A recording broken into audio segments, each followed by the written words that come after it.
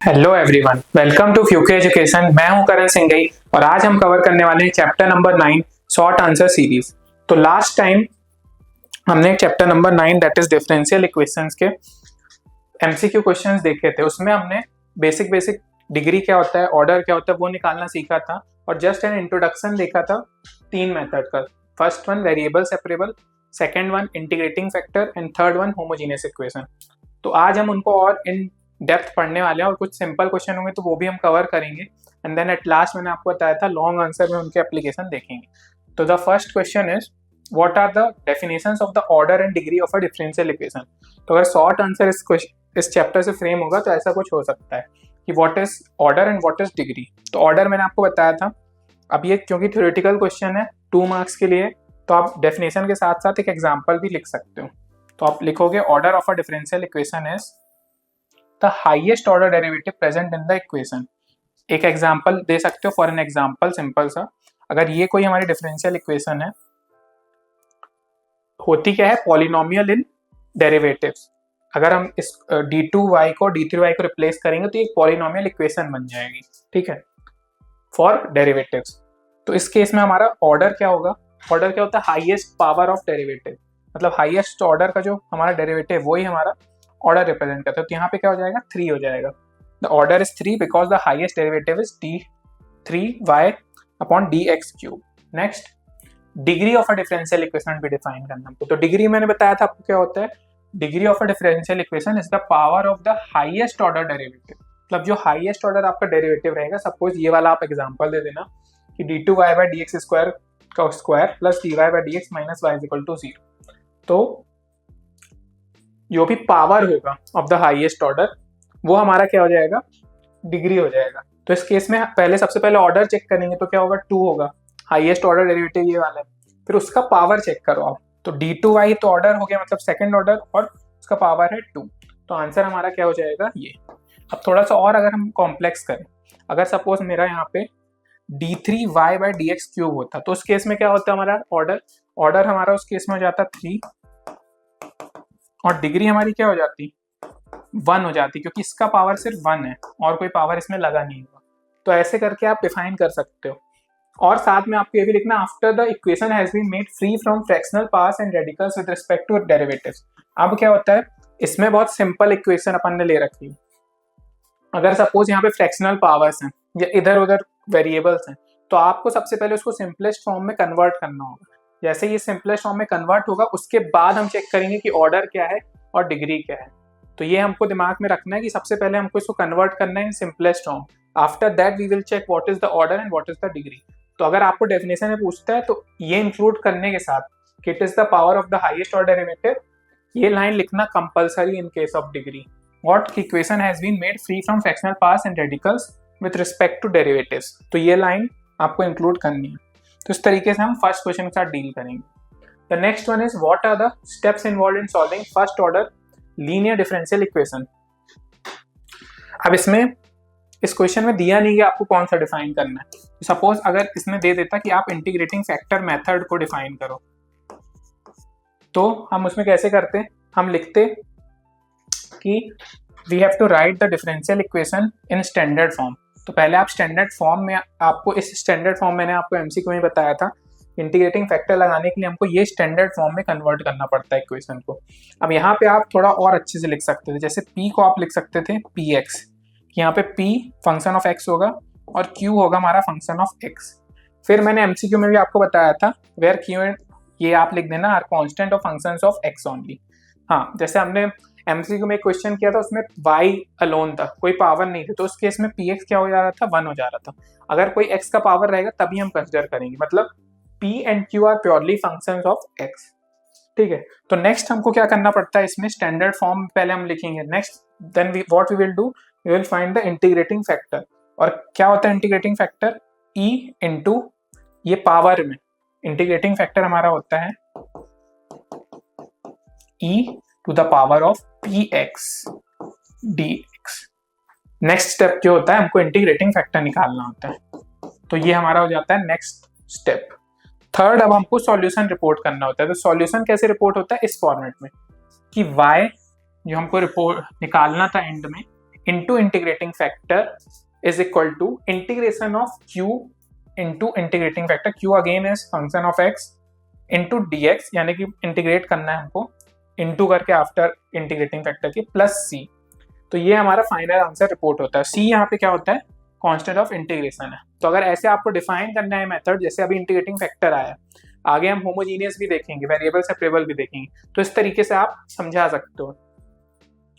Next, what is a homogeneous differential equation, how it can be solved. तो देखो ये MCQ में भी आया था, एक दो क्वेश्चन थे उसमें, अभी ये आपसे थ्योरेटिकली पूछ लिया। तो homogeneous differential equation is one in which every term is of the same degree when expressed as a function of x and y. तो यहाँ पे किसकी बात हो रही है, डिग्री की हो रही है, यानी कि आपकी जो डिफरेंशियल इक्वेशन रहेगी ना, उसकी डिग्री सबकी सेम रहेगी, यानी कि जो पावर्स होंगे हाईएस्ट ऑर्डर या डेरिवेटिव्स, हाईएस्ट के भी लोअर के भी सबके सेम रहेंगे। तो उस केस में वो क्या कहलाती है, होमोजीनियस इक्वेशन।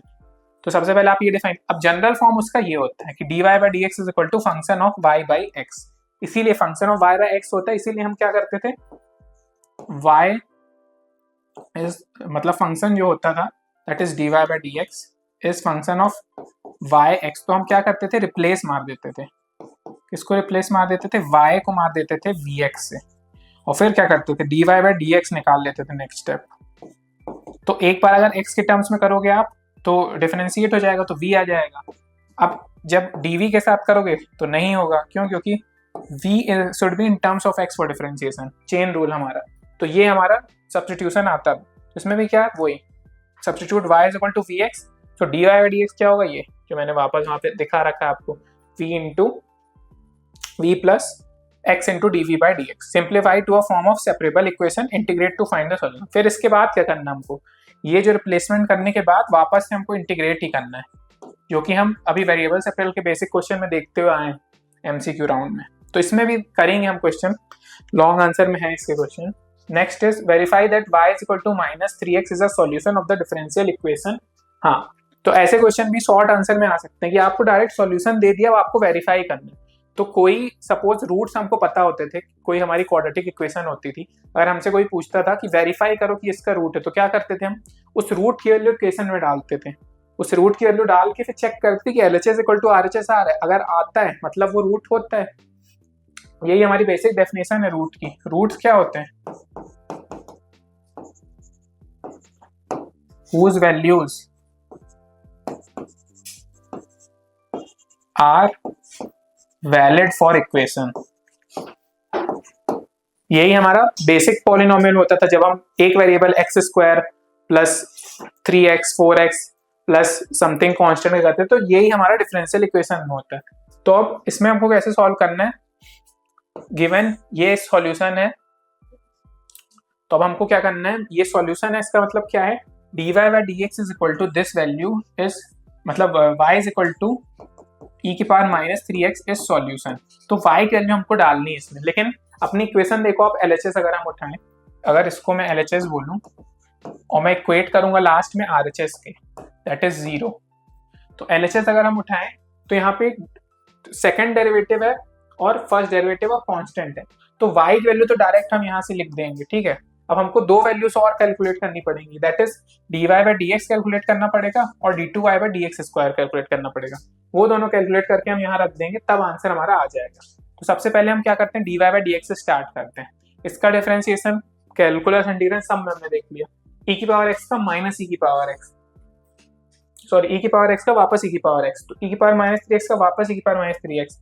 लेकिन अब इसके पावर में भी कुछ है, तो हमारा वापस से बेसिक रूल ऑफ डिफरेंशिएशन, तो 3x का माइनस साइन इधर और 3x का 3, तो अपना आंसर क्या आ जाएगा, मतलब dy by d x first derivative आ जाएगा माइनस 3 e की power minus 3x।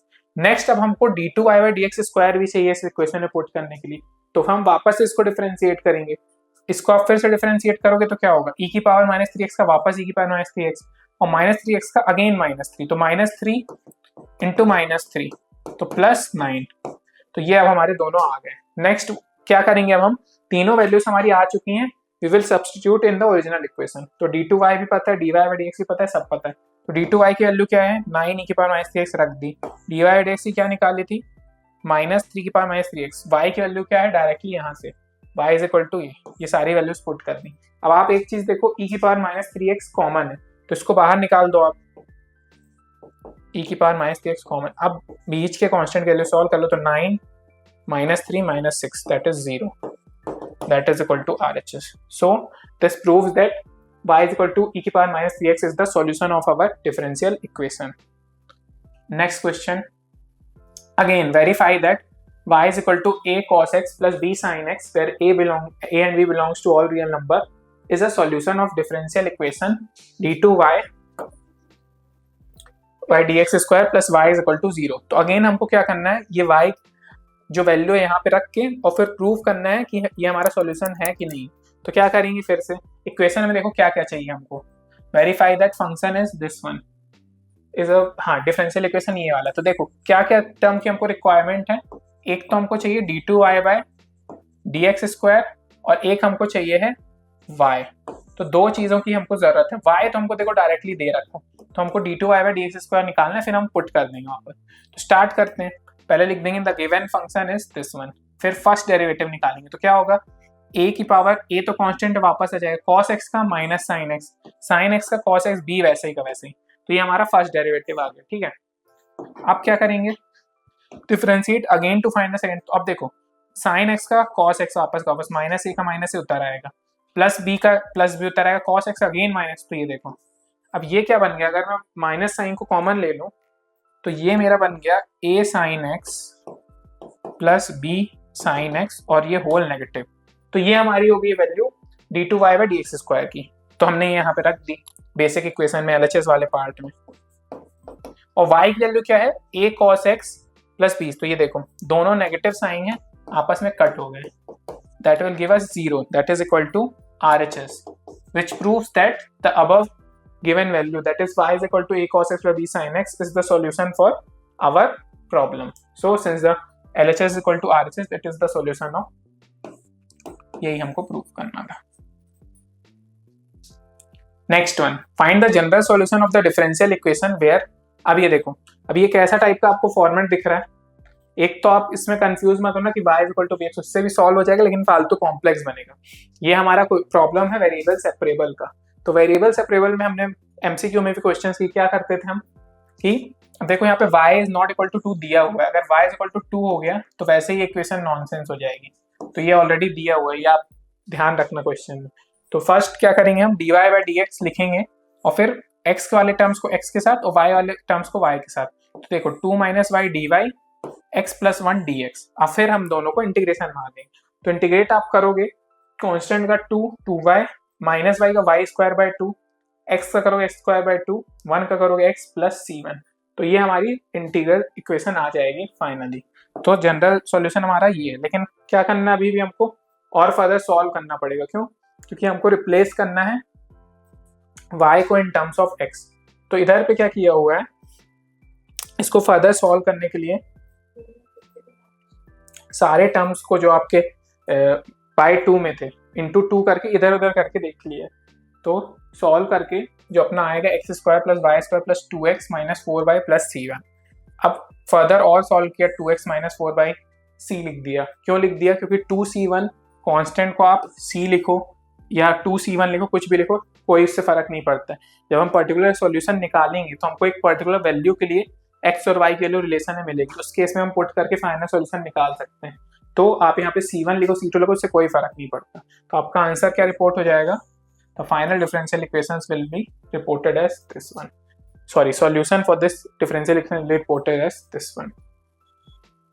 Next, find the general solution of the differential equation this one. तो ये देखो फिर से आपको इसमें लग रहा हो y इक्वल टू bx, ये भी अगेन वेरिएबल सेपरेट का सिंपल सा क्वेश्चन है। अब इसमें क्या होगा, फिर से x वाले टर्म्स को आपको x के साथ रखना है, y वाले टर्म्स को y के साथ। तो अपन ने रिप्लेस किया, y वाले टर्म्स यहाँ ले लिया, x वाले यहाँ ले। अब ये आप याद करो इंटीग्रेशन का basic formula 1/1 plus x square किसका फॉर्मूला होता था, ये इंटीग्रेशन में हम सब पढ़ के आए, ये होता था हमारा tan इनवर्स x का फॉर्मूला। तो यहाँ पे अगर y आएगा तो क्या हो जाएगा, tan इनवर्स y, x होगा तो वापस tan इनवर्स, और कांस्टेंट ऑफ इंटीग्रेशन ऑटोमेटिक हमको हर जगह लेके चलना है। तो general solution of the equation क्या हो जाएगा, tan inverse y is equal to tan inverse x, ऐसे आप रिपोर्ट कर सकते हो। तो इसमें भी आप देख रहे होगे कि हमको कैलकुलस के सारे फंडे यहाँ पे भी लगेंगे। अगर हमको ये वाला फॉर्मूला नहीं पता है तो हम यहाँ पे फंस जाएंगे। तो हमको फॉर्मूले पूरे याद होने चाहिए, स्पेशली इंटीग्रेशन के। Next one is find the equation of a curve passing through the point -2, 3 given that the slope of the tangent of the curve.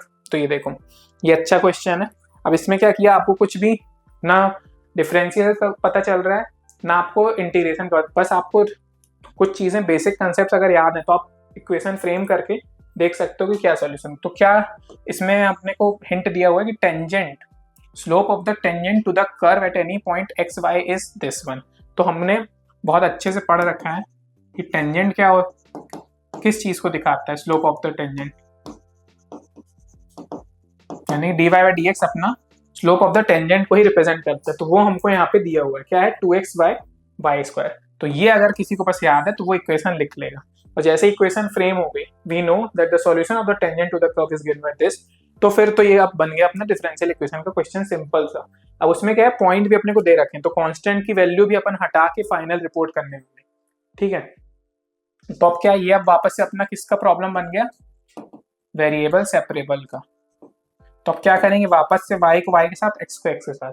तो y स्क्वायर का इंटीग्रेशन करना 2x, तो y स्क्वायर क्या हो जाएगा, y cube by 3, और यहाँ पे 2x है तो उसका हो जाएगा x स्क्वायर बाई 2। तो 2 से 2 कैंसिल होके अपना क्या बन जाएगा, x स्क्वायर। तो यहाँ पे अपना जो सॉल्यूशन होगा वो यहाँ तक आ जाएगा। लेकिन अब अपने को क्या है, एक पॉइंट भी यहाँ पे दिया हुआ है। क्यों दिया है, to find this constant value. क्या दिया है, find the equation of a curve passing through the point. मतलब जो इक्वेशन अपनी निकली है वो किस पॉइंट से पास कर रही है, -2 और 3 से। मतलब पास करी यानी कि मतलब -2 और 3 पे इक्वेशन वैलिड होगी, इसको सेटिस्फाई करना चाहिए इक्वेशन। तो हम क्या करेंगे, -2 और 3 पे दिया हुआ यानी कि x की वैल्यू क्या है, -2, और y की वैल्यू 3 पे इक्वेशन वैलिड होनी चाहिए। तो हम वो वैल्यूज रख देंगे यहाँ पे। तो y को आप रखोगे 3 क्यूब बाय 3 प्लस x की -2 square plus c। 3 cube by 3 करोगे, एक 3 कैंसिल, 3 3 जा 9 आ जाएगा। यहाँ पे 4 प्लस c यानी कि c अपना आ जाएगा 5, इसको सॉल्व करके। फिर आप वापस क्या करोगे, c के वैल्यू सब्स्टिट्यूट कर दोगे अपनी इक्वेशन में इनिशियल। तो c के वैल्यू सब्स्टिट्यूट करोगे, c 5 आ जाएगा, और ये हमारी फाइनल इक्वेशन रिपोर्ट हो जाएगी कर्व की। तो इस क्वेश्चन में फंडा क्या है कि आपको बेसिकली पता होना चाहिए स्लोप ऑफ द टेंजेंट कैसे रिप्रेजेंट करते हैं अपन, dy बाई dx से। वो आपको याद है तो आप इक्वेशन फ्रेम कर लोगे। उसके बाद तो फिर ये वेरिएबल सेपरेबल का अपना सिंपल सा क्वेश्चन बन गया। उसके बाद हमको बस इंटीग्रेट करके और आंसर रिपोर्ट करना है। So the next question, that is 9th question, the general solution of the differential equation is this. तो अब ये अपने को सॉल्व करना है। अब देखो इसमें अब अपन को, जैसे अब वेरिएबल सेपरेबल क्या होता है, बहुत इजीली ग्रास्प हो जाता है। ये इंटीग्रेटिंग फैक्टर वाला क्वेश्चन, इसमें अपने को दिमाग में सेट होनी चाहिए इक्वेशन कि स्टैंडर्ड इक्वेशन हमारी होती क्या थी। अगर मैं किसकी बात कर रहा हूं, इंटीग्रेटिंग फैक्टर की, तो ये हमारी इंटीग्रेटिंग फैक्टर वाली स्टैंडर्ड इक्वेशन होती थी। इसको और अच्छे से मैं लिखूं तो px, और ये हमारी क्या होती थी, standard equation for integrating factor method. तो ये हमारी स्टैंडर्ड इक्वेशन होती थी IF method, that is integrating factor method. तो अब इस क्वेश्चन में देखो, अपने को दिमाग लगा के इस फॉर्मूले में वापस चेंज करना है। अगर हम इस फॉर्मूले में वापस से चेंज कर लेंगे तो हम इस क्वेश्चन को सॉल्व कर पाएंगे। तो देखो, जब भी ऐसे इंटीग्रेटिंग फैक्टर का क्वेश्चन आएगा, अपने को पता लगाना है कि इंटीग्रेटिंग फैक्टर का ही क्वेश्चन है, तो अपन हमेशा ये चेक करेंगे y वाले टर्म आपको दिखेगा, इस y से आप समझ लेना कि इंटीग्रेटिंग फैक्टर वाला क्वेश्चन है। तो अब इसको सिंप्लीफाई करने का क्या तरीका है, dy बाई dx सेम होना चाहिए, यहाँ पे px वाला टर्म होना चाहिए, y तो देखो है, qx भी है। तो हम इनको सिंप्लीफाई करते हैं, बस ये x हटाना हमको। तो क्या करेंगे, डिवाइड कर देंगे हम पूरी इक्वेशन को बाय x। अगर हम पूरी इक्वेशन को बाय x से डिवाइड कर दें, डिवाइड इक्वेशन बाय x, तो ये x हट जाएगा, यहाँ पे 2 बाय x y बन जाएगा, और यहाँ पे x बन जाएगा। अब x नॉट इक्वल टू 0 है, स्टार्टिंग में ही अपने को क्वेश्चन में दे दिया है, तो हम x से डिवाइड कर सकते हैं। If suppose x is equal to 0 होता तो उस केस में हम x को डिवाइड नहीं कर पाते, क्योंकि anything divide by 0 is infinity, that is not defined. तो यहाँ पे तो 0 नहीं है, in that case we can divide by x। तो हमने x से डिवाइड कर लिया। अब डिवाइड किया तो देखो ये इक्वेशन और हमारी स्टैंडर्ड इक्वेशन मैच खा रही है, एकदम मैच खा रही है। और अब हम वैल्यूज भी सब्स्टिट्यूट कर सकते हैं। सब्स्टिट्यूट करें वैल्यूज, तो p हमारा क्या हो जाएगा 2/x हो जाएगा और qx हमारा x हो जाएगा। अब हम क्या करते थे इंटीग्रेटिंग फैक्टर निकालते। तो इंटीग्रेटिंग फैक्टर की डेफिनेशन हमको पता है क्या होता है इंटीग्रेटिंग फैक्टर e की power p into d x. तो e भी पता है 2 की पावर x dx है। तो 1/x का इंटीग्रेशन हमको पता है क्या होता है ln x होता है। तो यहाँ पे ln x आ जाएगा 2 है। अब अगर लॉग के बाहर कोई भी कांस्टेंट होता तो वो पावर में चला जाता, तो ये क्या बन जाएगा ln x स्क्वायर। अब e और ln x है तो ये आपस में एक दूसरे को कैंसिल कर देंगे और हमारा इंटीग्रेटिंग फैक्टर क्या आ जाएगा x स्क्वायर। तो ये हमारा फर्स्ट स्टेप सॉल्व हो गया है कि हमने इंटीग्रेटिंग फैक्टर की वैल्यू निकाल ली। अब हमको क्या करना होता है फाइनल में, अगर इसका मैंने आपको बताया था सॉल्यूशन रिपोर्ट करना होता है तो कैसे करते हैं कि y इंटू इंटीग्रेटिंग फैक्टर और इस तरफ क्या आ जाता था qx into integrating factor dx plus c। तो इस तरीके से हम फाइनल आंसर रिपोर्ट करते थे। तो ये हमारा फाइनल जो हम मेथड सीख के वैसा था। अब एक तरीका और क्या होता है कि हम एंटायर इक्वेशन को इंटीग्रेटिंग फैक्टर से मल्टीप्लाई करते हैं, तो उस केस में भी इजीली हमारा सिंप्लीफाई हो जाता था। इससे ही निकाल के वो एंड रिजल्ट आया। तो इससे भी देख लेते हैं अपन क्या किया इनने, मल्टीप्लाई द एंटायर। ये तो आप कर ही सकते हो, ये मैंने 2-4 क्वेश्चन आपको बताया भी, एक अपन लॉन्ग आंसर में भी देखें। एक और मेथड जो है मेथड नंबर 2, वो ये कि इंटीग्रेटिंग फैक्टर को पूरे इक्वेशन से मल्टीप्लाई कर दो। तो इंटीग्रेटिंग फैक्टर हमारा क्या निकल के आया है एक्स स्क्वायर। सिंप्लीफाइड इक्वेशन क्या थी हमारी dy/dx plus 2/x into y is equal to x. तो आप एक्स स्क्वायर से पूरी इक्वेशन को मल्टीप्लाई कर दो, integrating factor that is x square. तो यहाँ पे आ जाएगा एक्स स्क्वायर, यहाँ पे 2/x था तो एक्स स्क्वायर से एक कैंसिल होके 2x बन जाएगा, 2xy और ये x क्यूब। ठीक है, अब देखो लेफ्ट हैंड साइड क्या बन जा रहा है अपन अगर चेक करें तो left hand side becomes dy of dx into y dot x square is equal to x cube. ठीक है, तो अगर अब इसको इंटीग्रेट आप दोनों साइड से कर लोगे इजिली, अब ये हो जाएगा कैसे, y वाले टर्म्स को इधर रख लेंगे, x वाले टर्म्स को उधर रख लेंगे और इंटीग्रेट करके ये आपका फाइनल एक सॉल्यूशन बन जाएगा। तो ये भी एक तरीका है। अब अपन अपने स्टैंडर्ड वाले मेथड से देखें तो कैसे सॉल्व होगा कि y इंटू इंटीग्रेटिंग फैक्टर। तो इंटीग्रेटिंग फैक्टर क्या निकल के आया था हमारा, निकल के आया था एक्स स्क्वायर। तो यहाँ पे हम लिख लेंगे एक्स स्क्वायर। qx हमारा क्या है, यहाँ पे qx है हमारा, qx our here is x, तो qx को हम यहाँ पे लिख लेंगे x। इंटीग्रेटिंग फैक्टर अगेन क्या है x square dx plus c। अब देखो ये इजिली एकदम सॉल्व हो जाएगा। तो ये क्या हो जाएगा y x square, x cube का इंटीग्रेशन आप करोगे तो x की पावर 4/4 प्लस c। तो ये देखो ये वापस से वही फॉर्मेट मैच आपका हो रहा है, लेकिन अब इसमें क्या है एक्स स्क्वायर भी यहाँ पे, तो ये एक्स स्क्वायर डिवाइड हो जाएगा। तो यहाँ पे आ जाएगा एक्स स्क्वायर कैंसिल, तो x square by 4 plus c1 into x की पावर -2। देखो जो मर्जी आप इससे चाहो तो सॉल्व कर सकते हो या उससे सॉल्व कर सकते हो, आंसर आपका दोनों केस में ही सेम आएगा। ठीक है, जो मेथड आपको इजी लगे आप उससे रिपोर्ट कर सकते हो। Now the next and last question for short answer is find the general solution for differential equation. तो ये वाला है अगेन, ये अपना इंटीग्रेटिंग फैक्टर क्वेश्चन है। कैसे, इसको भी हमको पहले सिंप्लीफाई करके देखना होगा। तो पकड़ने का तरीका यही है कि अगर आपको y मल्टीप्लीकेशन में कहीं पे दिख रहा है फंसा हुआ, तो मतलब ये इंटीग्रेटिंग फैक्टर से सॉल्व हो जाएगा। तो क्या करते हैं, फिर से इसको सिंप्लीफाई करने की कोशिश करते हैं। तो सबसे पहले क्या किया, dx/dy ले लिया। इस केस में जरूरी नहीं आपका dy/dx, dx/dy लोगे तो वही आपका सेम ही प्रॉब्लम बनेगा, बस क्या होगा कि आपका जो p होगा वो इन टर्म्स ऑफ y हो जाएगा, फंक्शन ऑफ y, और q भी फंक्शन ऑफ y हो जाएगा। तो इंटीग्रेटिंग फैक्टर आपका क्या बन जाएगा p/dy, यहाँ पे dy/dx बनता है, जस्ट उल्टी हो जाएंगी चीज। तो dx/dy हम कर दिया यहाँ पे पूरी इक्वेशन को, और y से भी डिवाइड कर दिया, यानी कि dy और y से डिवाइड कर दिया। अगर डिवाइड करते हैं तो y से y कैंसिल dx/dy, और ये वाले को आप अगर सॉल्व करोगे तो dy कैंसिल हो जाएगा और यहाँ पे क्या बच जाएगा -x + 2y² y। तो इसको देखो सॉल्व करोगे तो -x/y यहाँ, और एक माइनस साइन वाले को उधर ले गए तो ये यहाँ पे कितना हो जाएगा 2y, और ये माइनस साइन का यहाँ के प्लस हो जाएगा, दैट इज 2y। तो इस तरीके से आप सिंप्लीफाई कर सकते हो। तो अब ये इक्वेशन देखो इंटीग्रेटिंग फैक्टर वाली बन गई इन टर्म्स ऑफ y, मतलब यहाँ पे अपने को qy पता है, qy क्या होगा 2y है अपना, py अपना क्या है। अब इस केस में क्या है, उसमें अपन x के कांस्टेंट को जाने देते थे, अब इसमें y के x के उसमें y के साथ वाले को जाने देते थे, तो इसमें x के साथ जो भी होगा यानी कि इसको रिप्लेस करके जो भी होगा वो हमारा कांस्टेंट होगा, तो यानी कि -1/y बन गया।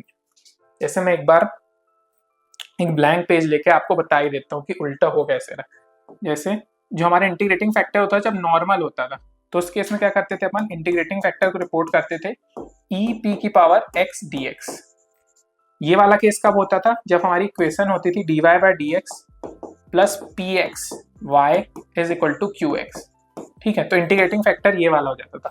अब जो हमारी इक्वेशन है वो क्या है, dx/dy है, और px की जगह क्या है, py है, और यहाँ पे x है, और जो यहाँ पे है ये qy है। तो उस केस में देखो इंटीग्रेटिंग फैक्टर हमारा क्या हो जाएगा, रहेगा वही, बस x की जगह y आ जाएगा, तो यहाँ पे आ जाएगा p function of y dy।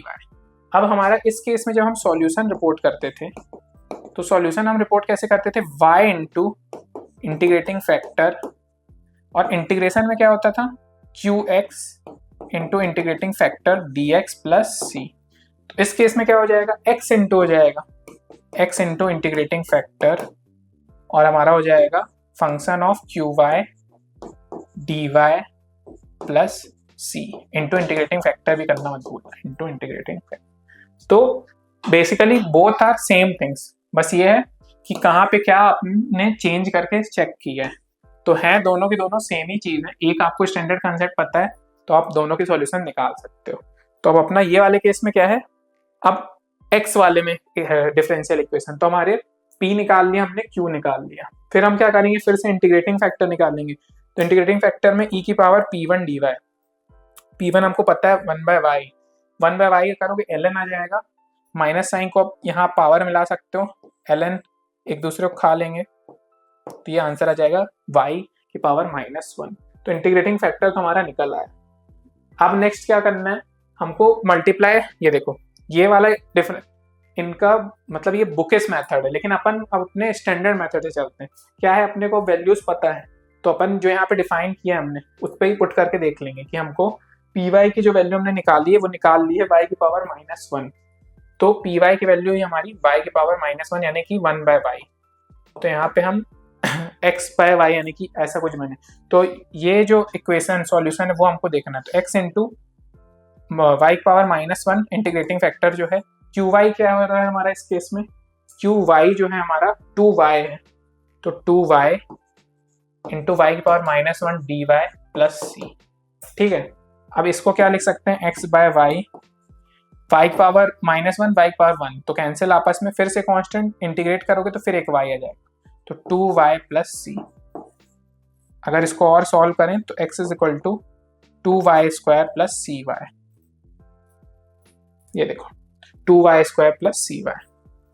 तो अपन क्या करेंगे, बुकिश मेथड से ना चल के जो भी अपना, ये क्या है स्टैंडर्ड मेथड, मतलब जो बुक्स में आपको मिलेगा कि ऐसे डिफाइन करके चलना है वो, लेकिन अपन ने जो सीख रखा है उससे अपन स्टैंडर्ड लेके चलेंगे और सॉल्व कर लेंगे, answer will be same, that is 2y² plus cy।